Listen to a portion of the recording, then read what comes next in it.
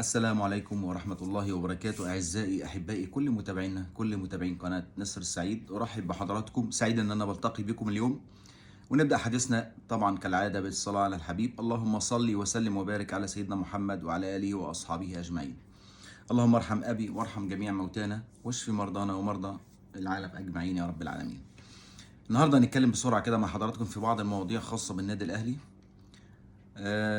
بالترتيب كده طبعا. مباراة الأهلي وبرشلونة في كرة اليد، تعيين مؤمن زكريا مساعد لرئيس قطاع الناشئين، تجديد عقد كولر حتى 2026. هنتكلم في المهاجم، هنتكلم في قصة القندوسي، ومع حضراتكم في أول عنوان وأول حاجة هنتكلم فيها هو تعيين مؤمن زكريا نائب رئيس أو نائب مدير قطاع الناشئين. هيكون نائب للنجم وليد سليمان أبو سليم. طبعا قرار من أروع وأجمل وأقوى القرارات اللي اتخذتها إدارة النادي الأهلي. قرار أولا إنساني جدا، قرار محترم جدا، قرار بيدل على تقدير النادي الأهلي لجميع أبنائه وحب النادي الأهلي لجميع أبنائه، كمان مدى ارتباط الأهلي بأبنائه سواء في الملعب أو خارج الملعب. طبعا ألف ألف مبروك لمؤمن زكريا. كنا نتمنى عودتك يا مؤمن مرة تانية الملاعب، تمتعنا بأهدافك الرائعة والجميلة، ولكن نتمنى لك الصحة والسعادة. ربنا يشفيك يا رب ويشفي جميع مرضى العالم. مؤمن زكريا نجم كبير من نجوم النادي الأهلي، ادى للأهلي كتير، فالأهلي بيحاول يثبت له ان هو انت ما زلت وستزال ابن من ابناء النادي الاهلي، لكل تقدير واحترام. قرار بشكر فيه بشكر عليه اداره النادي الاهلي، بشكر عليه الكابتن محمود الخطيب وكل العاملين في النادي الاهلي. طيب، ايه بقى موضوع تجديد كولر؟ كولر مستمر مع النادي الاهلي حتى 2026. تم الاتفاق على كل شيء ما بين الاهلي وبين كولر، وكولر اساسا كان جاهز للتوقيع ومحب جدا للنادي الاهلي. طبعا في ناس بتقول لك لسه رسميا الاهلي لم يعلن، ولكن كل شيء اتفقوا عليه، كل شيء زي ما قلنا جاهز على التوقيع. طبعا احنا لو تفتكروا من شهر او اقل من شهر هنا قلنا ان كولر لما طلع في المؤتمر الصحفي وقال اي نادي انا برتاح معاه، بحقق معاه اللي انا عايزه، بحب اطول معاه او بقعد معاه اطول فتره ممكنه. فده كان تمهيد انه يجدد للنادي الاهلي، ان الكل يفهم الرساله ان كولر حابب النادي الاهلي وحابب الاستمرار في النادي الاهلي، والعمل على الخطه اللي هي بنقول مش خطه، زي ما قلنا هو عنده مشروع، هو بيشتغل على المشروع ده، بيحاول يجيب كل الادوات، بيحاول يجيب من لعيبه، من مدربين، يعني بيحاول يختار كل حاجه او كل اداه تقدر تساعده او كل حد يقدر يساعده في تنفيذ المشروع ده. كولر على فكره جدد بشروط بسيطه جدا. الشرط الاساسي كان عنده اعطاء كل الصلاحيات ليه هو، يعني كل الصلاحيات تكون تحت ايد كولر. الصلاحيات في ايه؟ مش في الاداره طبعا، الصلاحيات داخل الملعب داخل الفريق.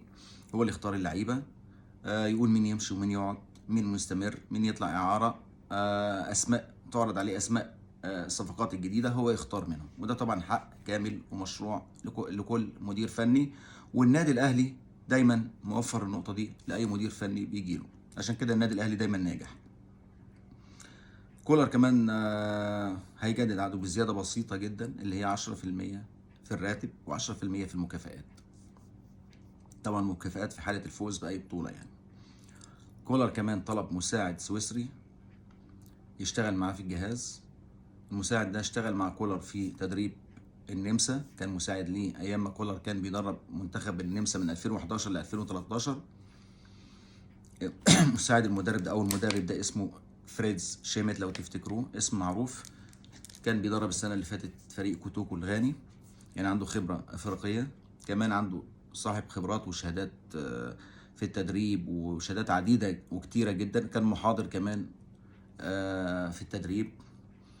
واشتغل مع جروس من 1995 ل 97، واشتغل معاه من 2002 إلى 2009 في تدريب بعض الأندية في سويسرا. يعني راجل ليه خبرة، وهيكون ليه إن شاء الله تأثير جيد مع كولر بإذن الله. النهاردة بقى نهائي بطولة كأس الأندية الأبطال لكرة اليد بين النادي الأهلي وبين برشلونة الأسباني. بين النادي الأهلي وبين برشلونة الأسباني. النادي الأهلي كان حامل لقب البطولة السنة اللي فاتت. هيلاعب بطل أوروبا وبطل العالم برشلونة. مباراة قوية جدا، اتمنى فيها التوفيق للنادي الأهلي اللي قدم مباريات في منتهى الروعة في البطولة دي. شفناه كسب أول مباراة، اتعادل مع مونبلييه الفرنسي، وده من أقوى الأندية في أوروبا برضو، تعادل معاه 25-25. وفي المباراة الأخيرة قبل النهائي فاز على فريق سلوجا البوسني. طبعا البطولة مقامة في البوسنة، يعني على أرض فريق سلوجا ووسط جمهوره، والأهلي فاز عليه بنتيجة رهيبة جدا، أو نتيجة كبيرة جدا 50-25، ودي اللي أهلته للنهائي بفارق الأهداف عن مونبلييه الفرنسي. ده اللي بيدل على النادي الأهلي فعلا أعظم فريق في الكون. النادي الأهلي مش نادي القرن الأفريقي وبس، النادي الأهلي بيشرف مصر دايما في كل المحافل الرياضية، سواء كرة يد، كرة سلة، طايرة، أي شيء الأهلي موجود وبيشرف مصر دايما وبيرفع علم مصر. فنتمنى له الفوز إن شاء الله النهاردة بالبطولة عشان يبقى يحصل على البطولة للمرة الثانية على التوالي. بالتوفيق للنادي الأهلي. المباراة هتكون مذاعة على قناة النادي الأهلي في 10 مساء بتوقيت القاهرة، 10 مساء بتوقيت القاهرة، 11 مساء بتوقيت أبو ظبي. كل التوفيق للنادي الأهلي، وكلنا هنتابع المباراة وإن شاء الله نحتفل مع النادي الأهلي بكأس البطولة. طبعا الجانب الآخر الزمالك بيلعب في بطولة الأندية العربية. عندنا أو بالرغم من رفض اتحاد كرة اليد في مصر إن الزمالك يشارك في البطولة، لأن الزمالك طبعا عنده مشاكل وعليه ديون وعليه فلوس لاتحاد كرة اليد، والمفروض ان هو ممنوع من المشاركة في البطولة، ولكن بأمر مباشر من وزير الرياضة الزملكاوي أشرف صبحي، وانتقل الزمالك للكويت، سافر للكويت بطيارة خاصة على حساب الوزارة، كله من جيب المصريين، عشان اللي بيقول لك الأهلي ننوس الدولة والأهلي نادي الدولة والأهلي والأهلي والأهلي. الزمالك اتهزم امبارح من العربي الكويتي، فازوا في اول مباراه ليهم، وانهزم امس من العربي الكويتي 33-32، وعنده مباراه النهارده المباراه الثالثه ليه. بس عشان نعرف الفارق بين فريق بيلعب في بطوله الانديه العربيه مع احترامي ليها، وبين فريق بيلعب في بطوله الانديه للابطال او كاس الانديه للابطال على مستوى العالم كله. ومع ذلك بيتم تدعيم فريق على حساب فريق، بيتنقل بطياره خاصه بفلوس الوزارة، بتحدي لاتحاد الكورة وقرارات اتحاد كرة اليد يعني، والتحدي سافر للجميع. طيب على العموم التوفيق برضو لكل الأندية المصرية. بالنسبة لقصة المهاجم بقى اللي اتقتلت، بحث وإشاعات وكلام، مهاجم في مهاجم بنسبة 99% في مهاجم إن شاء الله في الميركاتو الصيفي ده قبل ما ينتهي باب أو يتم إغلاق باب القيد. ولكن مين هو المهاجم؟ جنسيته، اي حاجه على المهاجم. الاهلي لم يعلن اي شيء، الاهلي فيه تكتم وسريه كامله حوالين الموضوع ده، واحنا عارفين ليه. ان اي حتى لو تسريب على السوشيال ميديا، تسريب هنا وهنا ان الاهلي بيتفاوض مع لاعب، بتلاقي نط بيراميدز في النص وراح يعلي على النادي الاهلي وياخد اللاعب عندنا في النادي الاهلي. عارفين ان هو عمل صفقات كتيره السنه دي عندنا في النادي الاهلي، مش املا في الحصول على البطولات والمنافسه والكلام ده كله. وهنيجي البيراميدز دلوقتي. رضا سليم وصل القاهره امبارح قبل 4 ايام من موعد عودته. الراجل جه قبل 4 ايام من عودته، بيدل على ان الراجل ملتزم، الراجل حابب ان يبدا فتره مع النادي الاهلي ويلتزم بكل شيء. الراجل جاي قبل 4 ايام، لك تتخيل يعني انت اجازتك فيها 4 ايام، لسه استمتع بقى في بلدك ووسط اهلك وبتاع، لا جه واثبت حضوره وبيتدرب.